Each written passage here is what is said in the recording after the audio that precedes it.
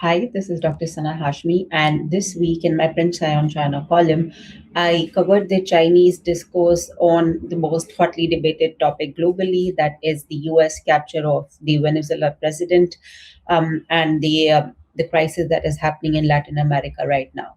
So 2026 had barely begun, and we have a huge, massive report that is the U.S. captured Venezuelan President Nicolás Maduro and his wife. So the move drew global attention, and in China, it quickly became a major topic of debate. In fact, it is one of the most intensely debated topics on the Chinese internet. So the Chinese commentators largely interpret this operation as a part of what we have been seeing specifically since last year, a Trump 2.0 agenda, and also revival of what is now called as new Monroe Doctrine, or more commonly known as now Donroe Doctrine. So, of course, this was also something that was mentioned in the national security strategy that was just released a couple of um, weeks ago. And in the view of the Chinese observers on the Chinese internet, Washington is reasserting firm control over the Western Hemisphere. And that is something that is also stated by the US itself. So, of course, China is far away from Latin America. But despite this distance, Chinese analysts argue that the crisis has direct implications for China in terms of investment, in terms of its energy security, as well as its influence in Latin America. And a central theme in Chinese commentary is US reassertion of regional control. And in this context, a scholar named Niu Haipin, who's from the Shanghai Institute of International Studies, argues that oil alone cannot really explain the scale of the US action. Even though Maduro had shown openness to the U.S. investment in the country's oil sector, he has shown an accommodative approach towards the U.S. Washington still chose a military route, and for Chinese analysts, this signals a hegemonic objective rather than an economic one. And so, Neo further points out that there is this long-standing U.S. dominance in Latin America, which could describe a mindset that treats the region as the US strategic private property. So, this interpretation, this view is also reinforced by another scholar named Tao Churkang of Chung Kong Graduate School of Business, who argues that the US concerns are ideological and geopolitical. It's less about economic compulsions, it's more about ideology and geopolitics. And Washington remains uneasy with socialist governments in its vicinity, in its backyards, and this is a long-standing concern of the US, while also seeking curb on Chinese expanding influence, Chinese expanding presence, footprint in Latin America. And in this reading, geopolitical friction is unavoidable for Chinese investment in the region. And Chinese scholars also emphasize power, resources, and signaling as important components of this US action of this episode. In this context, another scholar named Han Xiaopeng from Nankai University identifies three motives uh, behind the US move. First, asserting dominance and warning regional countries such as Brazil, Colombia, and Mexico. Second, gaining control over Venezuela's oil while favoring American firms. And lastly, limiting China and Russia's influence. And this was echoed by another scholar named Li Yan from the China Institute of Contemporary International Relations, who situates this within Trump's America First framework, linking it to hegemonic tendencies, anxiety driven by domestic populism, and the rise of emerging powers. So for China, the risks are concrete, are very visible. Long-standing loans and investment that are often being repaid through oil and settled in renminbi are now exposed. And a number of Chinese analysts warn that the US control could weaken China's influence in Latin America and could further complicate the Belt and Road Initiative projects.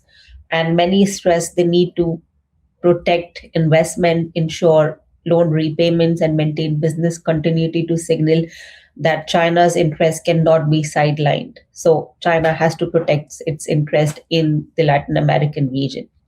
Then, of course, energy, oil. When we talk about this crisis, oil is the first thing that comes to everyone's mind. So, of course, for China as well, energy security is at the core of these concerns and the discussion. And it's very obvious, it's very logical that it has to be a central concern given around 85% of Venezuelan oil exports go to China. That accounts for roughly 4% of China's total imports of oil. And in this context, there are a number of commentators who caution that the US dominance could undermine China's long term strategy of diversifying energy sources. But this is just one part of the discussion. Beyond oil, analysts argue that the US efforts to weaken China Latin America ties face limits, as the US lacks the manufacturing capacity to replace China's demand for strategic minerals. And Chinese firms also emphasize local processing and sustainable development, which deepen long term cooperation between China and Latin America. So, taken together, Chinese commentary presents the crisis as an economic, geopolitical, diplomatic, and a strategic challenge. Economically, investment and R&B settled oil trade are at risk. Geopolitically, the US dominance constrains China's regional influence. Then, diplomatically, unilateral sanctions and long arm jurisdiction weaken multilateral norms. And then strategically, many Chinese commentators argue that moral restraint alone is insufficient. That highlights the need for credible deterrence, stronger military capabilities, and more resilient corporate strategy in sensitive sectors. It isn't just about Latin America. It also shows how the US is concerned about China's increasing footprint in multiple regions. So Latin America is just in its backyard, but then are other regions where China's footprints are increasing and where the US presence is fading. So I think this is just an episode where we are seeing this level of competition between the US and China. And there is, of course, then it leads to the security dimension. Some observers ask whether the US show of force is meant to signal the PLA about of its capabilities, of its ability to capture foreign leader in a foreign country, given that Venezuela uses Chinese weapons. So a commentator of Pai Chiaho notes that China's defense system remain reliable and that the US operations rely heavily on long-established intelligence networks.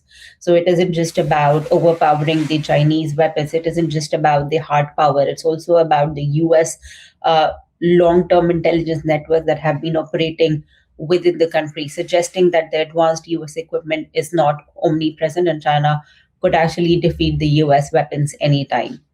Then finally, Chinese analysts also consider what could be China's options in such a situation and what should China do.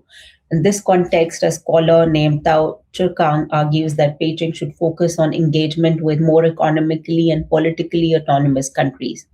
Prioritizing sustainable development, it should focus on job creation in these countries, and also supply chain upgrading, and maybe focus on countries that are a little far away from the United States. Then social media commentary warns that China's engineering, equipment export, and credit support model is vulnerable in crisis, and that a new Venezuelan government could review contracts in sensitive sectors, and then it might be detrimental to Chinese interest, to the interest of the Chinese firms that have been long existing in Venezuela. At the same time, stable reconstruction may allow Chinese firms to remain competitive in engineering, with cooperation shifting to less sensitive areas such as agricultural and mining. So some Chinese commentary, and also we are seeing it in a lot of global commentary, that there has been talks about Taiwan. Some commentary does draw lessons for Taiwan, but many caution against direct comparisons. And Taiwan is framed as a domestic issue, unlike Venezuela for the US. So there is this idea that similar kind of approach may not be adopted by China in Taiwan. And so the such comparisons are misleading. This is something that the Chinese commentary, there is consensus within the Chinese commentary. Still, the episode is seen by some as exposing the limits of the US security umbrella, Therefore, a number of Chinese observers are actually warning Taiwan that the US strategy is just to hollow Taiwan out or just to export its outdated weaponry, its outdated equipment. So ultimately, in Chinese discourse, the Venezuelan crisis is hardly about Venezuela, it's hardly about Taiwan, as opposed to what we are seeing in the Western commentary. It serves as a lens through which China examines its vulnerabilities, protects its overseas interests, and counter US influence even in its own backyard, and reassesses its strategic role in Latin America and a broader multipolar world. Thank you for watching, and I'll see you next time.